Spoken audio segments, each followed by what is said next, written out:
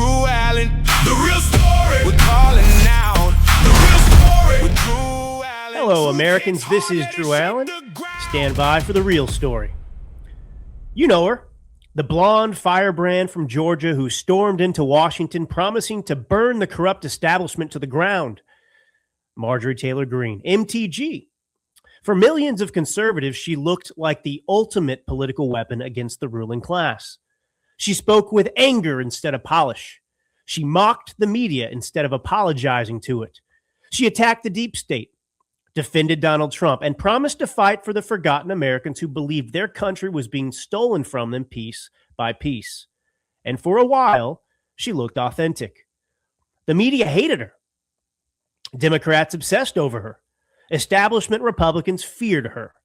Every attack made her more popular. Every controversy made her stronger. But here's the question Americans should be asking now.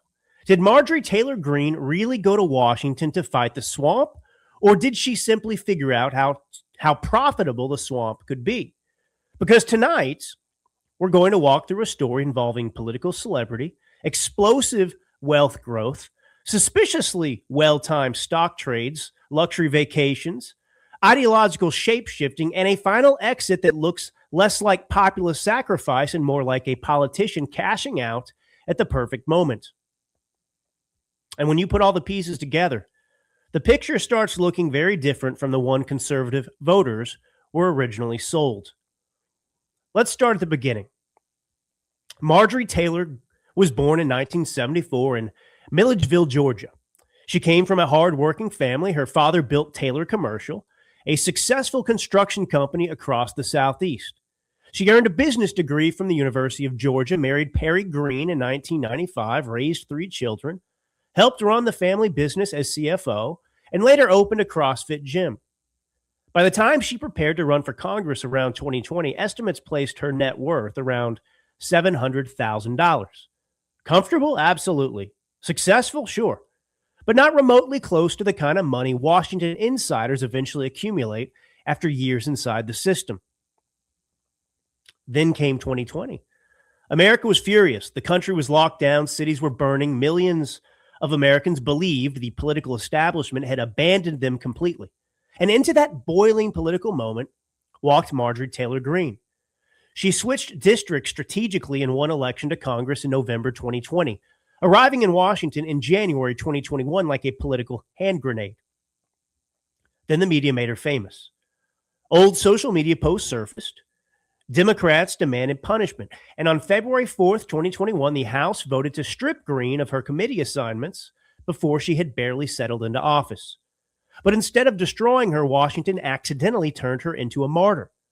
Conservatives rallied around her immediately. She became one of the most recognizable Republicans in America almost overnight. Viral speeches, cable news appearances, fundraising explosions, MAGA celebrity status. The outsider had arrived. But while conservative voters were cheering the woman they believed would fight corruption, something very interesting started happening behind the scenes. The money began moving fast. Since entering Congress, Greene has reportedly disclosed more than 557 individual stock trades. 557. Think about that for a second. Most ordinary Americans don't make 557 trades in a lifetime. Greene managed it in just a few years while serving in Congress. And we're not talking about random companies. We're talking about NVIDIA, Palantir, Apple, Amazon, Tesla, and major defense contractors. Now, here's where the story gets really interesting. On April 2nd, 2025, President Trump announces sweeping tariffs, sending markets into panic. Investors everywhere start dumping stocks. Financial media warns of uncertainty. Fear spreads across Wall Street. Then, according to congressional disclosures, Greene begins buying aggressively. On April 8th and April 9th of 2025, right in the middle of market panic, Greene reportedly purchased between tens of thousands and hundreds of thousands of dollars worth of stock in companies including Apple, Amazon, NVIDIA, Palantir, and Tesla. Disclosures also show treasury bills being sold beforehand. Then came April 9th. The White House announces a 90-day tariff pause, and the market absolutely explodes upward. The Dow surges nearly 3,000 points in a single day, one of the biggest rallies in years. Tech stocks soar. Nvidia jumps sharply. Tesla surges. Palantir rockets upward as investors pile back into defense and AI-related companies. And remember something else here. Greene sat on the Homeland Security Committee while Palantir was expanding government contract relationships. Now, Greene's public defense has remained consistent. She says the trades were handled by a fiduciary financial advisor and that she does not personally direct the transactions. But Americans are increasingly tired of hearing versions of this excuse from politicians who somehow keep timing the market better than professional hedge fund managers. Because this wasn't just one lucky trade. Financial trackers estimate Greene's net worth climbed from roughly $700,000 before Congress to potentially $25 million or more by late 2025. $25 million. That is an astonishing wealth explosion for someone who entered Congress claiming to fight the corrupt political class. And here's what's fascinating about Washington. The people who scream the loudest about corruption somehow always seem to become extremely wealthy once they enter the system. Republicans, Democrats, doesn't matter. The swamp doesn't destroy most politicians anymore. It rewards them. Then came the personal contradictions. Greene built her entire political brand around traditional values, marriage, family, and conservative morality.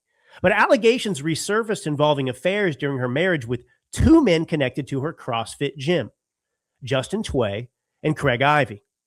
Greene denied the stories and called them tabloid garbage. Maybe they were exaggerated, maybe not. But voters started noticing a broader pattern emerging between the public image and the private reality. An affair with a tantric sex guru? Then there were the vacations. Reports surfaced showing Greene taking multiple expensive Costa Rica trips during congressional sessions while utilizing proxy voting back in Washington.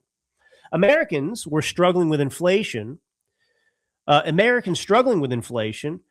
They watched their anti-establishment champion posting tropical vacation photos while Congress debated major legislation back home. And then came the ideological drift. The woman who once positioned herself as one of Donald Trump's fiercest allies slowly began separating herself from Trump world priorities. She aggressively pushed the Jeffrey Epstein files issue, criticized Republican foreign policy positions, attacked spending priorities, and even referred publicly to Gaza as a genocide, a position that infuriated much of the Republican base that once treated her like a hero. Then came the final act, late 2025. Public feuds with President Trump intensify. Relationships between inside MAGA world deteriorate. Rumors swirl about political isolation. Then Greene announces her resignation from Congress effective January 5th, 2026. Just enough time to fully secure congressional pension benefits. What timing? And then came perhaps the perfect ending to the entire story.